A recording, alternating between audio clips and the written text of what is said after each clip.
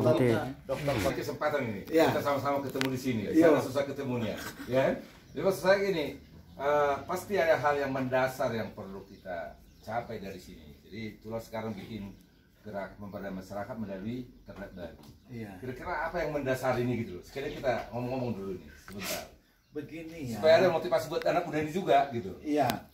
Jadi kalau secara garis besar saya sudah katakan sejak pandemi kemajuan bangsa itu diukur di desa.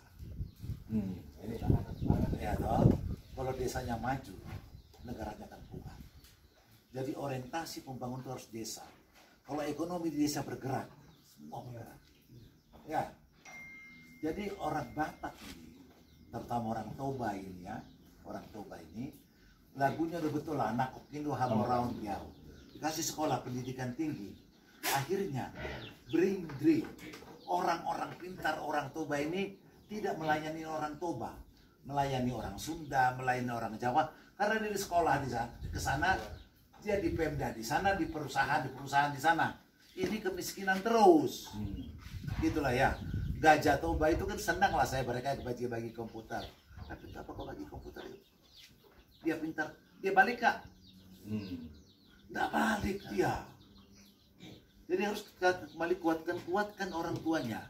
Ekonomi orang tuanya kuatkan desa. Nomensen itu berhasil dalam pandangan saya, ya tidak hanya karena dia berkhotbah di Gumuk Reot, bukan. Hanya Sabtu dan Minggu dia siapkan untuk khotbah itu. Sisanya dia pergi ke rumah orang Batak, ngobrol. Pada zaman itu rumah orang Batak tempat tidur, tataring, tempat masak jadi satu, asap di mana-mana. Nggak ada jendela. Nomensen bilang, buka ini supaya asapmu keluar. Berkuranglah penyakit paru-paru orang Batak setelah Nomensen datang.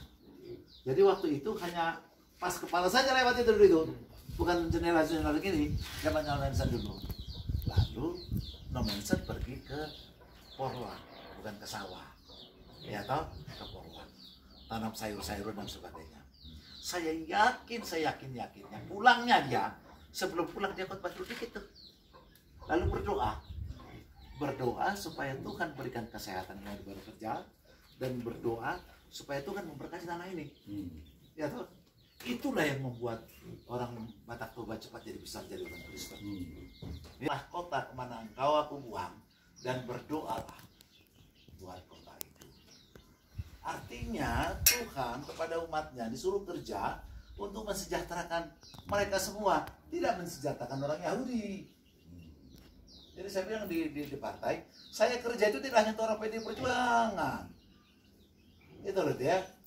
Sama dengan di sini, tidak hanya untuk orang Batak Kristen, tidak hanya untuk HKBP, untuk semua. Gitu loh. Nah, dengan cara seperti itu orang Muslim juga terima saya.